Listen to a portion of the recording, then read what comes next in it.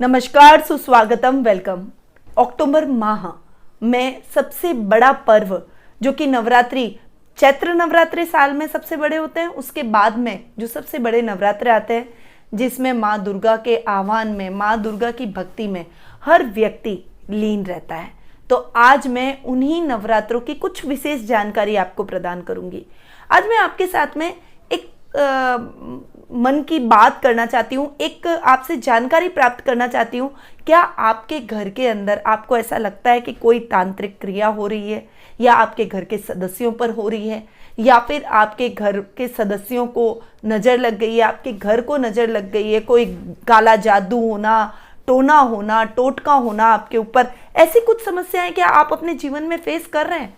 यदि आप ऐसी समस्याओं से ग्रसित हैं तो मैं आपके लिए बहुत ही अच्छा और अचूक उपाय इस नवरात्रे लेकर आई हूं। देखिए, क्योंकि ये नवरात्रि विशेष रूप से सभी नवरात्रे, मैं कहूंगी गुप्त नवरात्रे हुए, चाहे ये मेन नवरात्रे चैत्र नवरात्रे हुए, शारदीय नवरात्रे हुए, ये सभी नवरात्रे अपने आप में बहुत ही विशिष्ट है। तो नवरात्रे में हम तांत्रिक जो क्रियाएं हमारे ऊपर की हुई होती है, जो किसी भी व्यक्ति ने हमारे ऊपर की है, कोई काला जादू, टोना टोटका यदि आपके ऊपर हुआ है तो उसे काटने के लिए ये 9 दिन बहुत ही विशिष्ट माने जाते हैं। इस बार नवरात्रे 17 अक्टूबर से लेके 24 अक्टूबर तक रहने वाले हैं। 17 अक्टूबर को घट स्थापना, नवरात्रि स्थापना का दिन रहेगा, और 24 अक्टूबर को दुर्गाष्टमी और नवमी का पर्व बहुत ही धूमधाम से मनाया जाएगा। तो नवरात्रि के दौरान आप अपने ऊपर की गई तंत्र क्रियाओं को बहुत जल्दी काट सकते हैं। इसके पीछे एक कथा है जो मैं आज आपको सुनाऊंगी, और उसके बाद में आपको बहुत ही विशिष्ट उपाय जो मैं लेकर आई हूं वो आपको बताऊंगी, ताकि आपको उस कथा के माध्यम से समझ में आएगा कि नवरात्रि इतनी इंपॉर्टेंट तंत्र विद्या में क्यों रहते हैं। देखिए, जब माता पार्वती और भोलेनाथ का यानी महादेव का विवाह हुआ, तब तक माता पार्वती संपूर्णता को प्राप्त कर चुकी थी। भोलेनाथ की बहुत तपस्या के बाद में उन्होंने भोलेनाथ को पाया, विधि विधान से शादी हुई।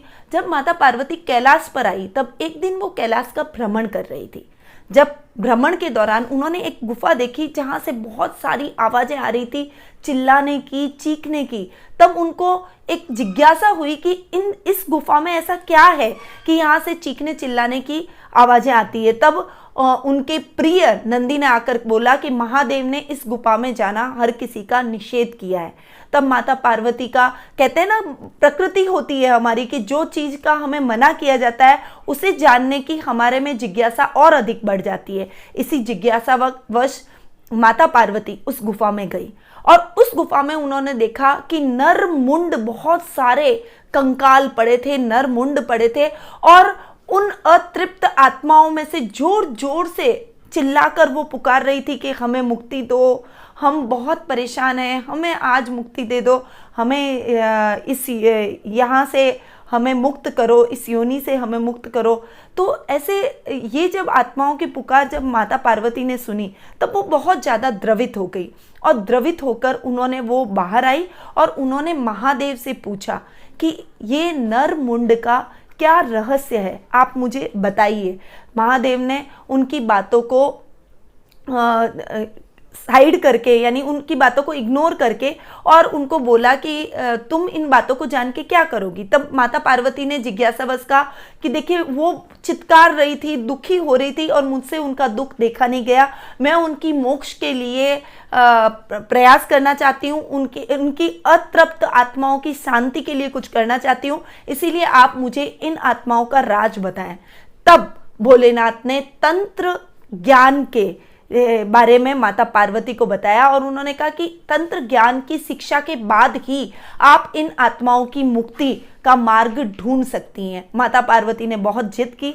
तब भोलेनाथ ने कहा कि अभी आप तैयार नहीं है इस ज्ञान के लिए, तो भी माता पार्वती ने जिद की और उनसे तंत्र ज्ञान की शिक्षा लेना चाहा। तब भोलेनाथ ने कहा कि ठीक है, मैं आपको तंत्र ज्ञान की शिक्षा देता हूं, परंतु मेरी एक शर्त है कि उस ज्ञान को प्राप्त करते समय आप बीच में कुछ भी ऐसी बाधा, आपका कंसंट्रेशन यानी जो एकाग्रता है उसके ऊपर आपको विशेष ध्यान देना पड़ेगा, वरना अगर आपने बीच में इस पूजा को भंग किया, इस ज्ञान को जो मैं दे रहा हूं उसको आपने भंग किया, तो बहुत बड़ा अनर्थ हो सकता है। ये जो तंत्र शास्त्र है ये आपके ऊपर उलट सकता है और आपको अनिष्ट पहुंचा सकता है। तब माता पार्वती भोलेनाथ की बात से सहमत हो गई और भोलेनाथ ने उनको ज्ञान प्रदान करना प्रारंभ किया।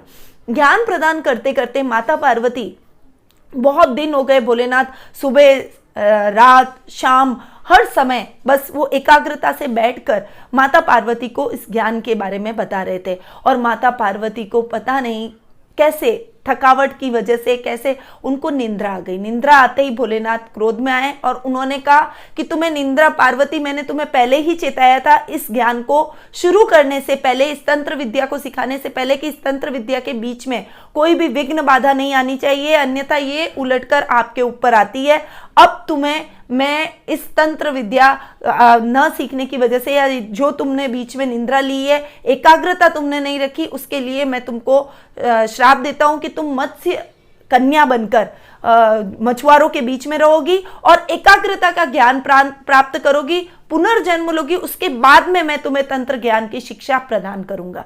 तब माता पार्वती बहुत विहल होती है और उस तंत्र ज्ञान को लेने के लिए तैयार हो जाती है। फिर वो मत्स्य कन्या का रूप धारण करती हैं, मछुआरे के घर में जन्म लेती हैं और वहां पर वो मछली पकड़ना, क्योंकि मछुआरों में एक एकाग्रता बहुत अधिक होती है, मछली पकड़ने में बहुत अधिक एकाग्रता की आवश्यकता होती है।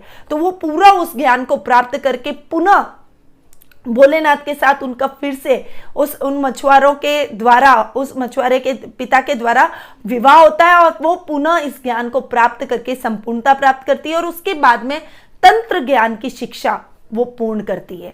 उसके बाद में असुरों का संहार करने में उस तंत्र ज्ञान का उपयोग ही पार्वती के द्वारा, माता पार्वती के द्वारा किया जाता है और उस समय वो दुर्गा मां काली का रूप धारण करके पृथ्वी पर असुरों का संहार करती हैं। तो ये पीछे कथा थी। इस सभी बातों को बताने का मेरा उद्देश्य, इस कथा को बताने का उद्देश्य मेरा बस इतना है कि इस तंत्र ज्ञान को यदि काटना है तो माँ दुर्गा की, माता पार्वती की भक्ति में लीन रहना पड़ेगा। और माँ दुर्गा के ये जो नवरात्रे होते हैं वो माँ दुर्गा के 9 दिन होते हैं। 9 शक्तियों का संवहन इन नवरात्रों के दौरान किया जाता है। उसमें नवरात्रों की दुर्गा सप्तशती के यदि आपने कभी पाठ किए हैं तो आप समझिएगा कि 9 दुर्गाएं रोज एक पाठ होता है और एक दुर्गा का पदार्पण और उसकी विशेषता बताई जाती है और उन्होंने किस असुरों का संहार किया और वो किन उपायों को विशिष्टता प्रदान किए हुए है उसके बारे में बताया जाता है। तो नवरात्रि के दौरान विशेष रूप से दुर्गा सप्तशती का पाठ, जिनके ऊपर तंत्र विद्या हो रखी है उनको तो निश्चित तौर पर दुर्गा सप्तशती का पाठ करना चाहिए। माँ काली की पूजा आराधना करनी चाहिए, दुर्गा चालीसा निरंतर पढ़नी चाहिए और नवरात्रों के दौरान जो भी साधना आप करते हैं उसका बहुत ही अच्छा फल मिलता है। और तंत्र शास्त्र के अंदर जो तंत्र ज्ञान है, जो तंत्र विद्या किसी ने आप पर की है, उसका काट केवल नवरात्रि के दौरान माँ दुर्गा की पूजा आराधना से ही प्राप्त हो सकता है। इसीलिए इस नवरात्रे आप माँ दुर्गा की आराधना करें। उसमें दिन के हिसाब से 9 दिनों के 9 देवियों के हिसाब से आप उनकी विशिष्ट पूजा आराधना करें। नवचंडी हवन भी नवरात्रि के दौरान किया जाता है। जिन पर तंत्र प्रयोग हुआ है, काला जादू या टोना टोटका कुछ आप पर किया गया है, उनको नवचंडी हवन जरूर करवाना चाहिए। यदि आप खुद कर सके तो बहुत अच्छी बात है, अन्यथा आप अपने पंडित को या अच्छे एस्ट्रोलॉजर को बोलकर नवचंडी हवन करवा सकते हैं। हमारे द्वारा भी नवचंडी हवन नवरात्रि के दौरान हमेशा हर वर्ष किया जाता है। यदि आप इस पूजा का लाभ उठाना चाहते हैं तो आप हमसे संपर्क कर सकते हैं। उसके अलावा आपको दुर्गा सप्तशती का पाठ करना है, दुर्गा चालीसा का और मां बगलामुखी का आह्वान विशेष रूप से आपको करना चाहिए, जिससे आपके शत्रुओं का संहार होगा और आप में नव शक्ति का संचार होगा। तो ये आपको नवरात्रि के दौरान ये आपको विशिष्ट उपाय है जो करने हैं। इसके साथ ही आपको दुर्गा बिस्सा पेंडेंट को अगर आप धारण कर सकते हैं तो वो आपके लिए बहुत अच्छा रहता है। माँ दुर्गा जो परत दुर्गा की मूर्ति है उसको आप पूजा कक्ष में स्थापित करें और नवरात्रि के दौरान उनका आह्वान करें। और कुछ न कर सके तो ओम ऐं ह्रीं क्लीं चामुंडाय विच्छे का आप जाप अवश्य करें। आप ये जाप करेंगी 9 दिन, अगर इस मंत्र को आप सिद्ध कर देते हैं, 1.25 लाख मंत्रों से ये मंत्र सिद्ध होता है। यदि इस मंत्र को आप सिद्ध कर देते हैं तो निश्चित तौर पर आप पर किया गया तंत्र प्रयोग अपने आप ही निष्फल हो जाएगा और नव दुर्गाओं का, नव शक्ति का और सकारात्मक ऊर्जा का संवहन आपके अंदर होगा। तो आपको इस मंत्र का भी उच्चारण नवरात्रि के दौरान निरंतर करते रहना है। और नवरात्रि के जो विशेष रूल रेगुलेशन होता है, किस प्रकार पूजा की जाती है, 9 कन्याओं को भोजन कराया जाता है देवियों का रूप धारण करते हुए, इन सभी चीजों को आपको फॉलो करना है। इसका मैं अलग से आपको नवरात्रि का वीडियो जरूर प्रदान करूंगी। उसमें आपको बताऊंगी कि नवरात्रि स्थापना के दिन आपको स्थापना किस प्रकार से करनी है। वैसे ऑलरेडी मैंने पहले भी आपको वीडियो नवरात्रि स्थापना का खुद करके प्रैक्टिकली आपको बता रखा है, तो आप उसका भी लाभ उठा सकते हैं। साथ ही आपको 9 दिनों में किए जाने वाले उपायों के बारे में, 9 दुर्गाओं के बारे में भी जानकारी प्रदान करूंगी।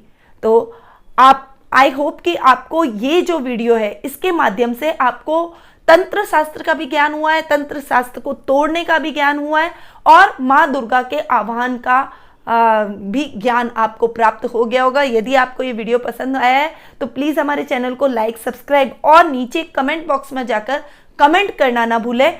जय अंबे लिखकर जरूर कमेंट करें। अब मैं अपनी वाणी को यहीं विराम देती हूँ। माँ दुर्गा का आपको आशीर्वाद मिले, नव शक्ति का आपके अंदर संचार हो। इन्हीं शुभकामनाओं के साथ निधि श्रीमाली का नमस्कार।